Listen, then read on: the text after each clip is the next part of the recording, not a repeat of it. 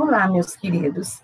Estamos aqui voltando a uma simulação de aula prática para esclarecer a vocês as características das algas vermelhas. Nesse primeiro momento, nós vamos falar sobre as algas marinhas, e no momento posterior, vamos falar das rodófitas de água doce. Relembrando aqui que algas são eucariontes com várias linhagens, sendo que a origem direta por endossimbiose primária de cianobactéria formou a linhagem planta, alguns locais chamam de reino, né, ou clado, e a linhagem direta por endossimbiose secundária ou terciária originou outros grupos de fotossintetizantes nos eucariontes. Se chama um grupo natural devido às características da configuração do cloroplasto, porque nesse cloroplasto, não importa se endossimbiose primária ou secundária, existe o DNA de cianobactéria, mas eles não são de uma mesma linhagem. As algas que primeiro originaram os cloroplastos estão na linhagem ou reino Archaeoplastídea. As demais algas são em linhagem tremenópila, como, por exemplo, as algas pardas e diatomáceas, alveolata, como os dinoflagelados, escavata, como os euglenoides, e rizária, como o cloraracnófita. Lembrando que o DNA dos cloroplastos sempre vai ter uma participação de DNA de cianobactéria, uma sequência do DNA de cianobactéria, comprovando a sua origem. Então, todos os organismos eucariontes que apresentam cloroplastos, que tenham pequena porção ou grande porção de DNA de cianobactéria, eles estão inseridos nas algas. Além de que algas não têm tecido e não têm embrião, tá? Então, nós precisamos centrar nessa informação. Quando a gente olha os eucariontes, nós vamos ver as plantas, ou Archaeoplastida, que atualmente se refere-se mais a este nome, como um único grupo de eucarionte em que todos os seus representantes fazem fotossíntese através de um cloroplasto formado por endossimbiose primária das cianobactérias.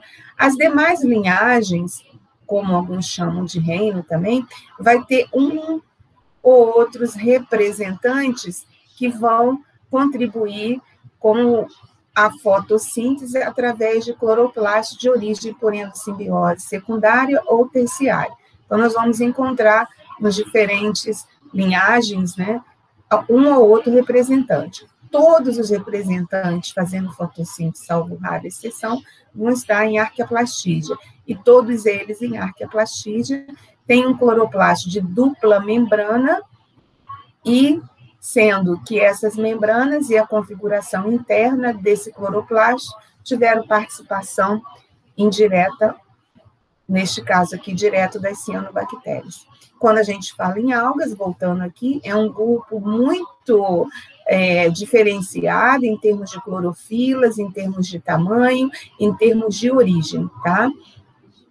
Nós temos as algas que são macroscópicas, que a gente denomina como macroalgas, e aquelas que a gente só vê ao microscópio, que são as microalgas. Nós vamos ver que uma variedade enorme de tipos e formas, os organismos são bem diferentes, e as linhagens de eucariontes também são bem diferentes. Dentro do nosso assunto de hoje, nós vamos conversar um pouquinho de Glaucófita e a linhagem Rhodobionta. As glaucófitas, o cloroplasto ainda não foi totalmente definido, né? Alguns autores consideram que é um cloroplasto, outros consideram que as cianelas são ainda cianobactérias. Então, na linhagem Rhodobionta, nós vamos ver que nós temos dois grupos. O cloroplasto tem duas membranas, os tilacoides isolados no cloroplasto e as reservas extraplastidial. Então, quem são as glaucófitas e por que eu escolhi falar das glaucófitas? As glaucófitas, em alguns locais do estado de Goiás, é muito comum a gente encontrar. Por exemplo, na represa da agronomia da UFG, a gente encontra bastante representantes de glaucófita no perifito. Esse organismo pode viver isoladamente. Quando a gente encontra a célula dela, é uma célula nesse formato elíptico, né? Dentro a gente vê as cianelas, que são aquelas estruturas que eu falei, que a configuração interna é igual de uma cianobactéria, e a parede bem afilada, mantendo ainda a camada, uma pequena camada de peptídeo glicano. Esse organismo pode viver na forma de colônia, ou pode sair da mucilagem colonial e viver de forma isolada. Então, Glaucocista é um dos gêneros que nós reconhecemos aqui no estado de Goiás.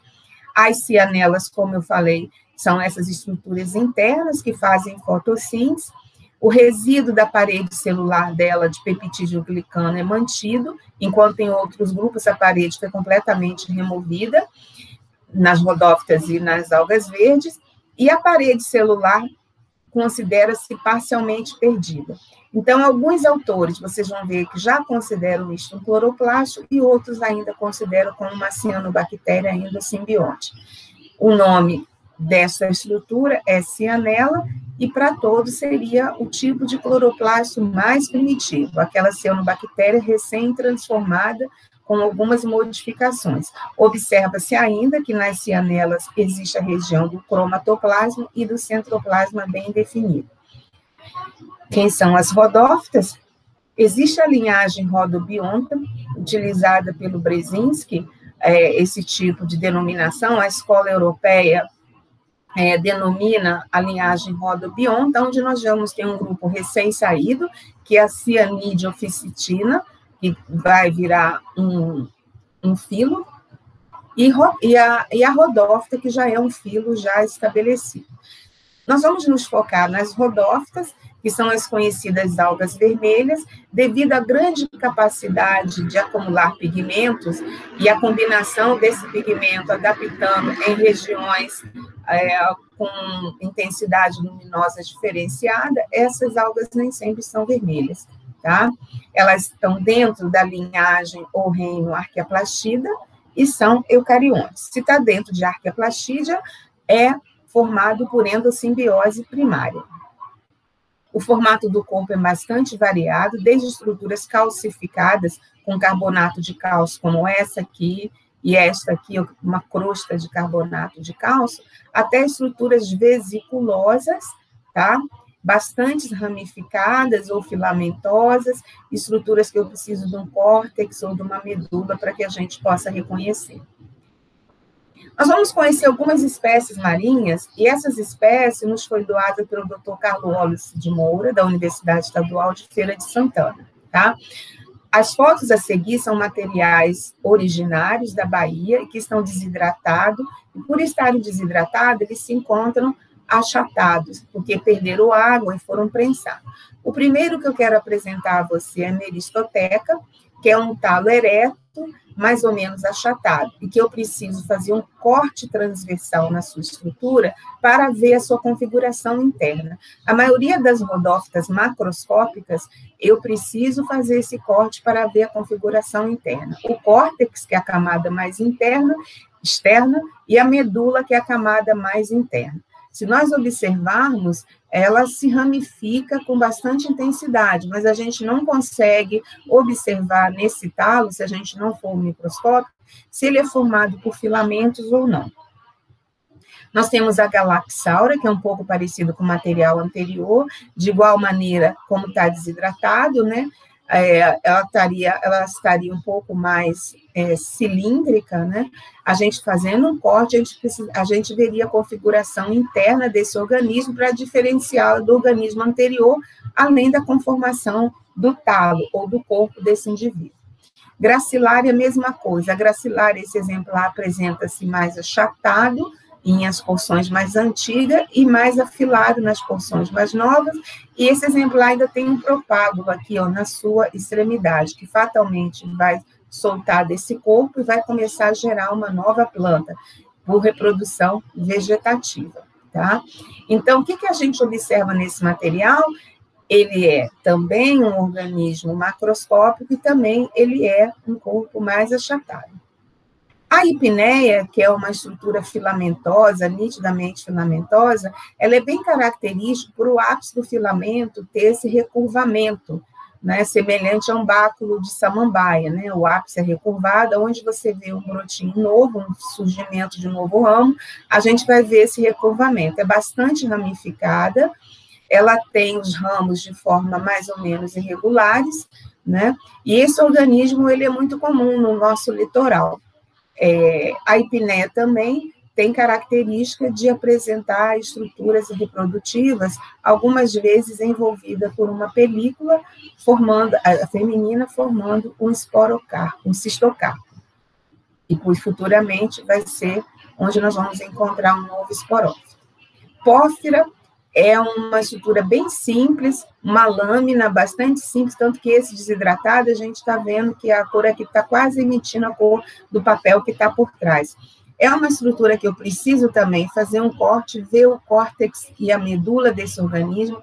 Ele tem um aspecto foliáceo, e esse aspecto foliáceo ele é importante para que a gente possa observar como que se formam essas estruturas. Tricleocarpa é uma rodófita calcária, ela é endurecida, mesmo desidratada, ela vai ficar diferente das anteriores, que vão ter essas colorações desidratadas em forma rósea. Ela fica essa coloração mais cinza, mais esbranquiçada, devido ao carbonato de cálcio. Esses carbonatos de cálcio, ao se aderirem uns aos outros, vão formando o que chamamos de utrículo algumas vezes. Então, esse é um organismo bastante endurecido, e isso evita a predação. Quando ele é morto antes do tempo, as células morrem, elas ficam completamente esbranquiçadas, porque só sobra o carbonato de cálcio, e como a gente viu na nossa aula teórica, a importância desse carbonato de cálcio para o ecossistema. O exercício que eu passei para você na atividade que eu te enviei, ele tem muito a ver com você procurar os nomes anteriores e no Algabase, lá, colocar o nome dos gêneros e colocar a palavra Algabase depois, para a gente ver o posicionamento desse grupo. Aí nós vamos poder averiguar quantos desses gêneros fazem parte de uma mesma família ou se eles são de famílias diferenciadas, tá? Então, vamos lá, façamos esse exercício e eu espero que vocês tenham podido aprender alguma coisa com essas algas marinhas. Apesar de ser uma diversidade muito grande, as rodófitas, nós apresentamos apenas esses exemplares para vocês.